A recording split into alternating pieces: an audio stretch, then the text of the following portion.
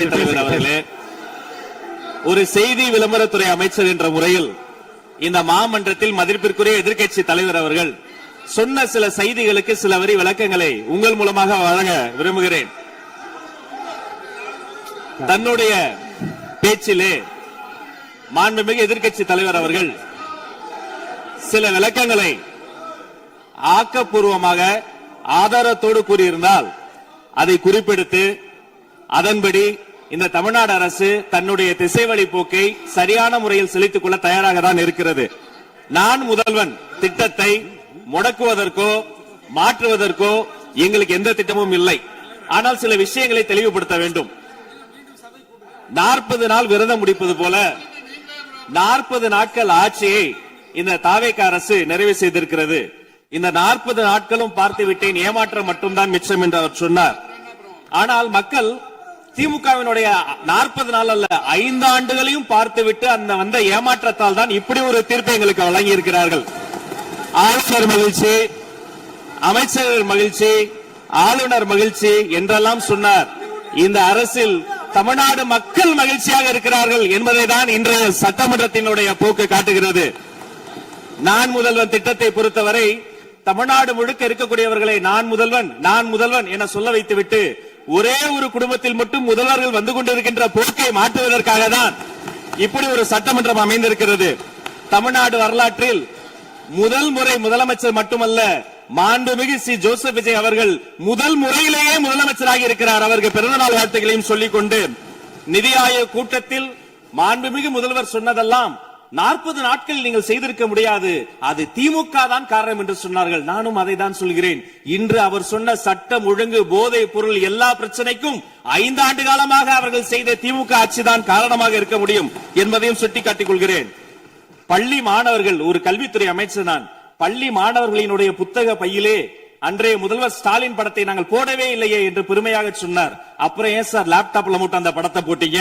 நீங்க லேப்டாப்பில் போட்ட படத்தை எங்கள் மாணவர்கள் திண்ணர் வைத்து அழித்து விட்ட காட்சிகளும் சமூக வலைதளத்தில் பார்த்து கொண்டுதான் இருக்கிறோம். ஒரு வரியில் சொல்லுகிறேன், கோயில் பிரச்சனையை முத்தமிழறிஞர் டாக்டர் கலைஞரினுடைய வசனத்தையே சொல்கிறேன். நாங்கள் கோயில் கூடாது என்று சொல்லவில்லை, கோயில் கொடியவர்களின் கூடாரமாக மாறிவிடக் கூடாது என்றுதான் சொல்லுகிறோம். தூய்மை தொழிலாளர்களை இன்றே பார்த்து விட்டதாக முன்னாள் முதல்வர் பார்த்து விட்டதாக சொல்கிறார்கள். எங்கள் கேள்வியே அதுதான். 10 நாட்கள் ஒரு வாய் சாப்பிடாமல் உண்ணாநோம்பு இருந்த போது நானும் எனது சகோதரர்கள் அண்ணன் ஆனந்தும் ஆதவும் போய் பார்த்தோமே. இன்று தூய்மை தேவதைகளை பார்க்கிற திரு ஸ்டாலின் அவர்கள் அன்னைக்கு ஏன் சார் பார்க்கல? ரிப்பன் மாளிகைக்கு அட்ரஸ் தெரியலையா? எப்படி போக வேண்டும் என்ற பாதை தெரியவில்லையா? தமிழ்நாடு எத்தனையோ திருடர்களை பார்த்திருக்கிறது. அலிபாபாவும் 40 திருடர்களையும் கூட பார்த்திருப்பீர்கள். அலிபாபாவும் பியூஸ் கேரிய திருடர்களையும் இப்போதுதான் எங்களுடைய மின்சாரத்துறை அமைச்சர் பார்த்துக் கொண்டிருக்கிறார். அதை குறித்த நடவடிக்கை எடுக்கப்பட்டுக் கொண்டிருக்கிறது. அவர்கள் மின்வெட்டை குறித்து சொன்னதற்கு மாண்புமிகு புரட்சி தலைவி அம்மா அவர்கள் இதே மாமன்றத்தில் சொன்ன ஒரு வரியை சுட்டிக்காட்ட ஆசைப்படுகிறேன். இந்த மாமன்றத்திலே தமிழ்நாட்டிற்கு மின்சார தடையை அறிமுகம் செய்த திமுக எதற்கு மின்சார தடையை பற்றி பேசுகிறது என்று அவர் கேட்டார். கலைஞர் வண்ண தொலைக்காட்சி கொடுத்தார்கள், அந்த நாட்களை பார்க்க முடியாது. கலைஞர் வண்ண தொலைக்காட்சி கரண்ட் இல்லாம கருப்பு வெள்ளையா பிளாக் அண்ட் ஒயிட்டாவே போன அந்த காலங்களை எல்லாம் மறந்துவிட்டு ஆதாரம் இல்லாமல் உண்மைக்கு புறமான செய்திகளை மாமன்றத்தில் அவர்கள் சொல்வதை இதோடு நிறுத்திக் கொள்ள வேண்டும். நேரலையை குறித்து கேட்டார்கள். எனக்கு ஆச்சரியமாக இருக்கிறது. 3 ஆண்டு காலமாக ஒரு தொழில்நுட்ப கோளாறாக அன்றைய சபாநாயகர் நேரலையை இருட்டடிப்பு செய்து விட்டார். ஆனால் இன்று மாண்புமிகு சபாநாயகர் நேரலையை கொடுத்துக் கொண்டிருக்கிறார். அவருக்கு எங்கள் சார்பாகவும் நன்றியை கூறிக்கொண்டு, விவசாயிகளை குறித்து இந்த மாமன்றத்தில் ஒன்று சொல்கிறேன். தமிழ்நாடு வரலாற்றிலேயே விவசாயிகளினுடைய சங்கத்தின் தலைவர்கள் மீது குண்டாஸ் போட்ட ஒரு சர்க்கார் திமுக சர்க்கார். ஆனால் அவர்கள் கண்ணீரை போக்க நாங்கள் போராடி கொண்டிருக்கிறோம். அரசு பள்ளிகளில் எந்த கட்சிக்காரர்களும், அது தாவேகாரர்களாக இருந்தாலும் சரி, பள்ளி மாணவர்களை தொந்தரவு செய்யாதீர்கள் என்று சொன்னதோடு மட்டுமல்ல, பெருமையோடு சொல்கிறேன், எங்கள் கட்சியினுடைய ஒன்றிய செயலாளர் அரசு பள்ளியில் சென்று ரிலீஸ் எடுத்ததற்காக நேற்றைய தினம் கட்சியை விட்டு நீக்கியிருக்கிறார் என்னுடைய பொதுச் செயலாளர். சட்டம் ஒழுங்கு பிரச்சனையை பற்றி பேசுகிறவர்களுக்கு அண்ணா பல்கலைக்கழகம் நினைவுக்கு வரவில்லையா? அண்ணா நகரில் பெத்த பிள்ளைக்கு கொடுமை நடந்ததற்கு கம்ப்ளைண்ட் கொடுக்க வந்த அப்பா அம்மா மீதை அடித்து துன்புறுத்தியது நினைவுக்கு வரவில்லையா? யார் அந்த மேலிடம் என்று கேட்பவர்களுக்கு யார் அந்த சார் என்பது நினைவுக்கு வரவில்லையா என்பதை உங்கள் மூலமாக நான் கேட்டுக்கொள்கிறேன். இடையில் ஆங்கிலத்தில் ஒரு விஷயம் சொன்னார், to remain silent. I want to quote Walter. I may not agree with what you are saying, but I am ready to give my life to defend your right to say it. எதிர்க்கட்சிகளினுடைய கருத்துகளையும் அரவணைக்கக்கூடிய மாமனிதர் இந்த மன்றத்தில் முதல்வராக உட்கார்ந்து கொண்டிருக்கிறார். ஆக்கப்பூர்வமான விமர்சனங்களை சொல்வீர்கள் என்று பார்த்தால் திரும்ப அரசியல் விமர்சனங்களை மட்டுமே சொல்லிக் கொண்டிருக்கிறீர்கள். இந்த சோஃபா கதையை என்னைக்கு விட போகிறார்கள்? எங்கள் தலைவர் சினிமாவை விட்டாலும் அவர்கள் அட்லி என்கிறார்கள், புஷ்பா என்கிறார்கள், ஜுராசிக் பார்க் என்பார்கள் போல் இருக்கிறது. நான் ஒன்று சொல்லிக் கொள்கிறேன், அந்த சோஃபா அவர்கள் வாங்கியது, அவர்களினுடைய வசதி கருத்து வாங்கியது. மதிப்பிற்குரிய அண்ணன்களை நீங்கள் சிறுமைப்படுத்தக் கூடாது. ஆனால் ஒன்று உறுதி, எந்த காரணம் கொண்டும் பார்க்க வருகிற கூட்டணி தலைவர்களுக்கு மட்டும் பிளாஸ்டிக் சேர் போட்டதை போல சிறுமைப்படுத்தக்கூடிய கட்சி தமிழக வெற்றி கழகம் இல்லை என்பதையும் நேரத்தில் நான் தெரிவித்துக் கொள்கிறேன். சிங்க பெண்களை குறித்து அன்றே விழிவாக தெளிவாக அழகாக நான் கூறிவிட்டேன். சிங்க பெண்கள் இந்த நாட்டினுடைய தமிழ்நாடு அரசினுடைய பொக்கிஷம்.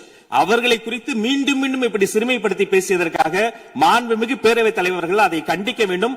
சிங்க பெண்களை குறித்து இனி யாராவது தவறாக பேசினால் அதை அனுமதிக்க கூடாது. இப்படி தவறாக பேசியதற்காக அவர்கள் மன்னிப்பு கேட்க வேண்டும் என்று தமிழக வெற்றி கழகத்தினுடைய அரசு சார்பில் கேட்டுக் கொள்கிறேன். வாக்குறுதிகளை பற்றியெல்லாம் பேசினார்கள். பொதுவாக வாக்குறுதிகள் சர்வதேச அளவில் பொலிட்டிக்கல் பினாமினல் எப்படி உருவாகிறது? ஒரு பிரச்சனை, அந்த பிரச்சனைக்கான ஒரு சொல்யூஷன்ஸ், அதை எந்த பொலிட்டிக்கல் இன்டர்ஃபரன்ஸ் இல்லாமல் செயல்படுத்தக்கூடிய ஒரு செயல்முறை, பின்பு வரக்கூடிய அந்த வெற்றியை ரோடு போடுவோம் என்று சொல்லி ரோடு போட்டதை காண்பித்து எக்ஸிபிட் செய்து அவர்கள் முன்னோக்கி செல்வார்கள். ஆனா இங்க பொறுத்த வரைக்கும் நாம தமிழ்நாட்டில் இதுவரைக்கும் ஆண்டவர்கள் பிரச்சனையை ஐடென்டிஃபை பண்ணி சொல்லவே மாட்டாங்க. ஏன் தெரியுமா? அந்த பிரச்சனையே அவங்கதான், அவங்களே அவங்களை ஐடென்டிஃபை பண்ணி எப்படி சொல்ல முடியும்? சரி, அதுக்கு பாசிபிள் சொல்யூஷன் சொல்லி பொலிட்டிக்கல் இன்டர்ஃபரன்ஸ் இல்லாம அதை செயல்படுத்த முடியுமா? ஒரு முனிசிபல் கவுன்சிலர் தொடங்கி மாண்புமிகு அமைச்சரினுடைய வீட்டில் இருக்கிறவர்கள் வரைக்கும் கமிஷன் மீது கமிஷன் அடித்து அந்த ப்ராஜெக்டே முடியாது. கடைசியில் எதை விளம்பரம் செய்வது? அந்த திட்டத்தினுடைய வெற்றியையா? எதை விளம்பரம் செய்வது என்றே தெரியாமல் தங்கள் தலைவரை, அதுவும் ஒரு குடும்பத்தை மட்டுமே வெறித்தனமாக விளம்பரம் செய்து செய்தி விளம்பரத்துறையின் கஜானாவை துடைத்து வைத்து சென்றிருக்கிறார்கள் என்பதையும் இந்த மாவட்டத்துக்கு தெரியப்படுத்த நான் கடமைப்பட்டிருக்கிறேன். இன்னும் ஒவ்வொரு வரியிலும் ஆக்கப்பூர்வமாக அறிவியல் பூர்வமாக எதையாவது சொல்வார்களும் நான் தேடி தேடி பார்த்தேன். அவராக 40 நாட்கள் தேடி பார்த்து ஏமாற்றம் அடைந்தார். நான் 40 நிமிடத்திலேயே ஏமாற்றம் அடைந்து விட்டேன். இதை சொல்ல வேண்டும் என்று சொன்னால் ஒரு நகைச்சுவை காட்சியில் சொல்வதை போல அதுல ஒண்ணுமே இல்ல, கீழே போட்டுருங்க. நன்றி சட்டப்பேரவை தலைவர் அவர்களே.